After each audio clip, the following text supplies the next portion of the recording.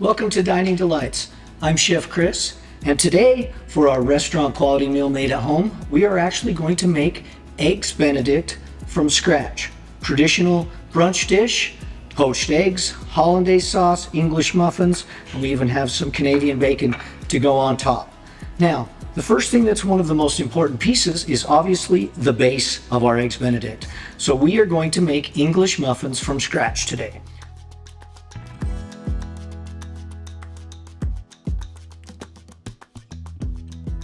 English muffins are much simpler than you would think, and they are much more delicious than anything that you buy at the store. One of my favorite recipes, we're going to go in with some warm water right into our bowl. Then we're going to add some sugar and the yeast. Okay, and I want to stir this up to actually start the activation process. If you want to let this sit for a few minutes, that's perfectly okay. Usually takes a couple minutes for the yeast to activate, but once it starts to get nice and bubbly, it's ready to go. And this is nice warm water. It's actually starting to activate right on the top, so I feel pretty comfortable that this is going to work really well. Mix one more quick stir. Then we're going to go in with some salt and flour, just like this. And we're going to make a nice dough, and we're going to mix it right in the bowl to start with, just like this. And we want to get it to combine right into a ball in the bowl, and then we're just going to knead it for a minute, and we'll put it right back in the bowl to let it rise. It does have to rise. Whoops. Now it's time to go in with the best kitchen tool of all, your hands, right? Bring it together.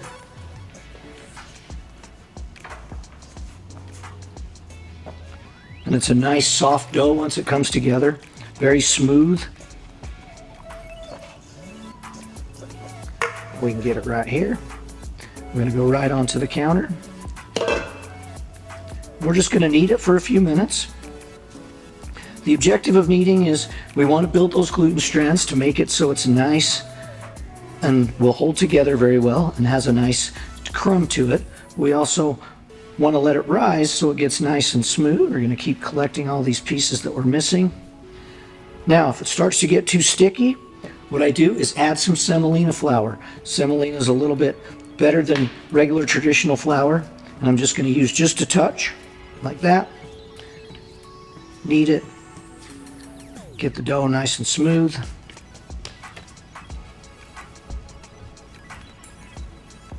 We do have a touch more flour in here to add. Get it in our dough. And if it becomes a little sticky, that's okay.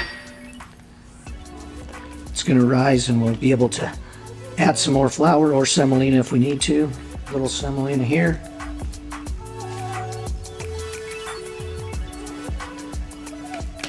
And we have a nice smooth dough. Going to work it. We're going to put it back in the bowl. We're going to cover it up with plastic wrap, and we're going to let it rest and rise for about 60 minutes. Our dough's had its time to rise. It looks very, very nice. It's more than doubled in size, nice and smooth. And we'll go ahead and kind of knock some air out of it, and we're going to take it out of the bowl. Just like this. Lay some semolina down on the counter. We want to make sure we get our dough divided into 8 equal pieces. So I like to do 1, right in half, 2, 3, 4.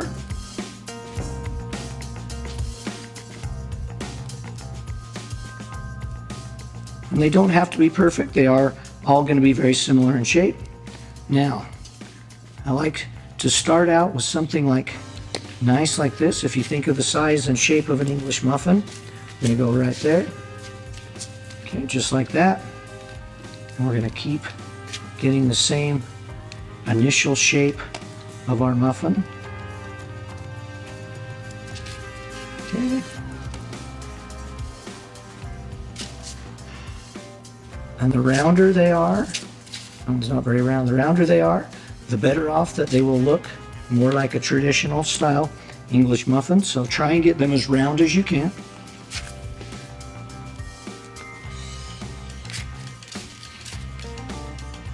And we'll get these last couple here.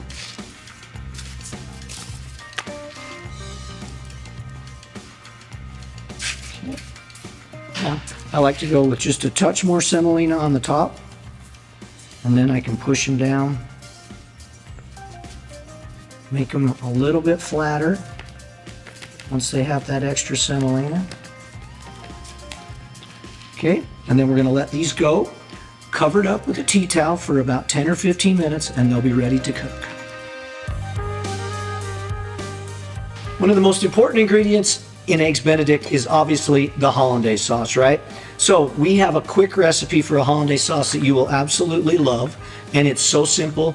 It's a double boiler, so we're going to put a bowl on top of a pan of boiling water. Make sure, no matter what, that water does not touch the bottom. You want just the residual steam to cook it. You don't want any water touching it, otherwise it will start cooking your eggs right away in there. And what I'm going to do is pop, really easy, lemon into the juicer, and I'm going to go with 1/2 of the lemon because it needs about a tablespoon, and that looks just like enough. I'm going to go with a tablespoon of water. Now the water is going to add a little bit of lightness and kind of an airiness to the sauce. You don't need to put it in, but I would recommend it. Then we're going to go 3 egg yolks. We'll take the eggs right out. We're going to separate those right out. 1.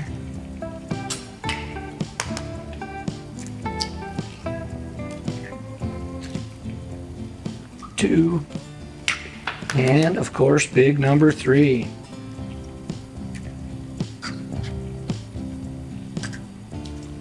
Okay, now I'm going to whisk these all together until I get a nice smooth consistency.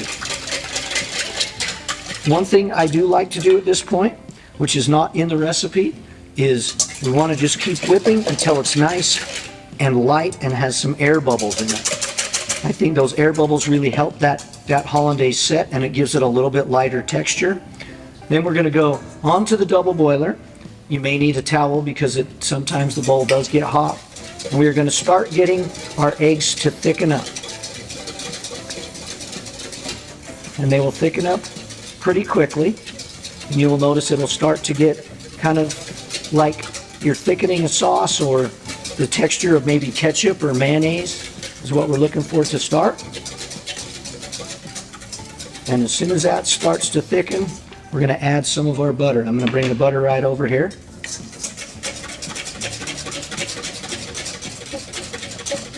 Now my butter was completely melted, but I wanted it to cool down a little as I put it in. I don't want it to curdle my eggs. So a lot of times people will get that nice butter melted to pour in here, and it'll be too hot and curdle the eggs. We don't want that. Mine actually set up a little bit, but it'll be just fine. We're starting to get thick. I'm going to grab some of that butter, start whisking it in. Okay, more butter, whisk it in, and now we can go all the butter, just like that, and we'll get our hollandaise sauce nice, thickened up. Just takes a second, and then we're going to take it right off the heat. And as we talked about, that nappe texture, there you go. It's almost there. Might go a little bit longer on here.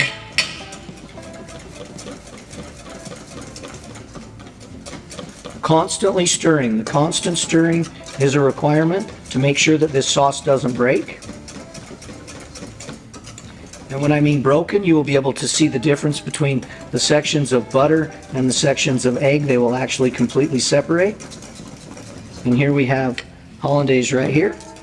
It's nice, creamy, smooth. I'm going to turn our burner off. Now, to season it, I like a little bit of Tabasco to go in. And then you can also put a pinch of salt and pepper. Now, you want to keep this someplace just where it can stay warm, about room temperature. If you turn it up and add any more heat to it, it will break. and you don't want it to break. You want it to stay nice and smooth. So find a nice spot to keep it where it's going to stay just above room temperature, maybe right next to your stove, and it'll be all ready for you when it's time to put it on top of those Eggs Benedict. Our flat top grill pan is been over a medium-high heat, getting nice and warm. It's going to be ready for our English muffins, and let's look at those. Oh, look at how beautiful after they got to rise that additional 15 minutes or so. We're going to add a little bit of the semolina to the pan, and I'm going to take these, and you'll notice their bottom is going to have a nice flat top, a nice flat bottom, so it's going to make a flat top on the English muffin. So I'm going to turn them over as I put them on the pan. Just like this. And oh, if you could just smell this, it smells like fresh bread cooking, but it doesn't smell like a traditional fresh bread. It's like nothing you've ever smelled. It's unbelievable for fresh bread cooking on a griddle like this. We're going to let these go for about 5 minutes, and then we'll turn them right over. That's been about 8 minutes on the first side of these, and look at how, as we turn these over, look how beautiful that color is. Doesn't that look like an English muffin? So I'm going to flip them all. Oh, that one's a little bit perfect. Okay. Go right there. Now, this is the trick. Once you get them here, you want to push down just a hair like this, and you will make them more flattened, more English muffin style looking, and they will look much more traditional, and they will maintain that flat shape. And we have about 5 minutes to go, and they'll be all set.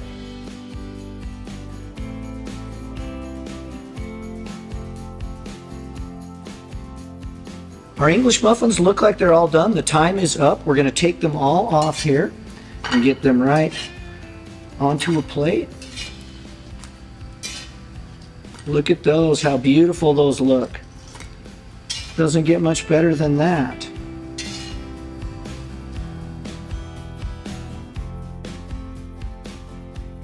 So we have now completed our hollandaise sauce. We have the top of our Benedict, we have the bottom of our Benedict, the base. Now we're going to work on a few of the other things. We definitely need some poached eggs.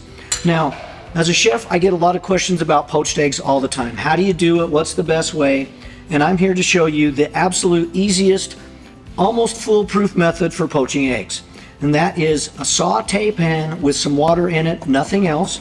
You want to bring it up to a simmer. You can see those little soda pop bubbles. That is bringing it right up to a simmer. I'm going to crack an egg right here into a glass bowl.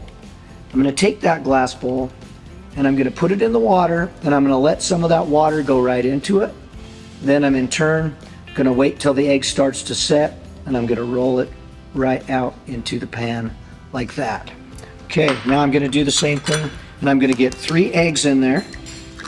Just in case, you always want to do one extra one, just in case as you're making them that you have an extra that's not broken. So we're going to do the same thing, right into the water, roll right out, and one more.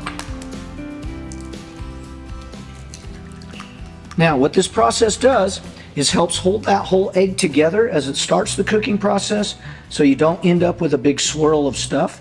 You might have some of that fine albumin, some of the fine whites might go through the pan. That's okay. We're just looking for that perfect shape of that egg. Now, on the same grill pan that I used to make these English muffins, I still have some of that semolina. I'm just going to scrape it off to the side because we have some ham or Canadian bacon we want to get nice and warm to go on top of our Eggs Benedict. So while our eggs are poaching, we're going to go ahead and get that ham down.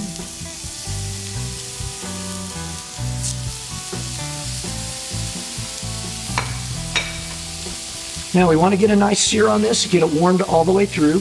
It will kind of add a little bit of caramelization and a little bit of different type of flavor to it. You want to have some good caramelized flavor on it. There's nothing better than once you get this down and get a nice crust on the outside.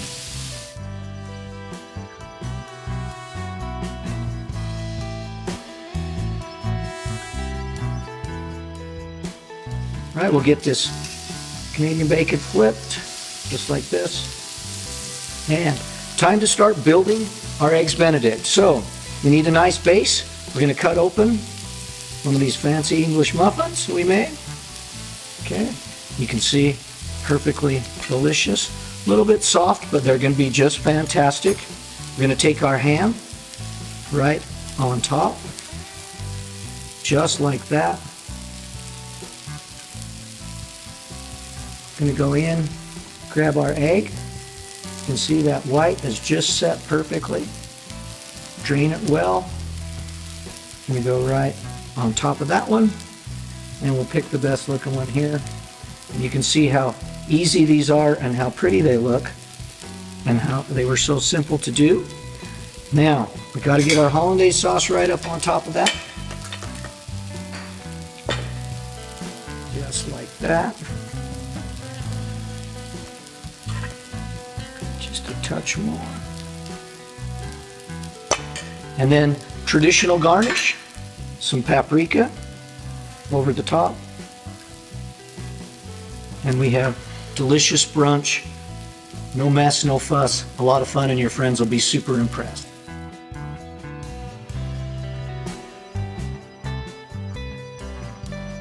Thank you so much for watching today. I hope you got to see how easy it is to make English muffins and how impressive this brunch can be for your family and friends. Recipes will be available at cookwithchefchris.com as always, and I look forward to seeing you again and having you come and visit us. Thank you.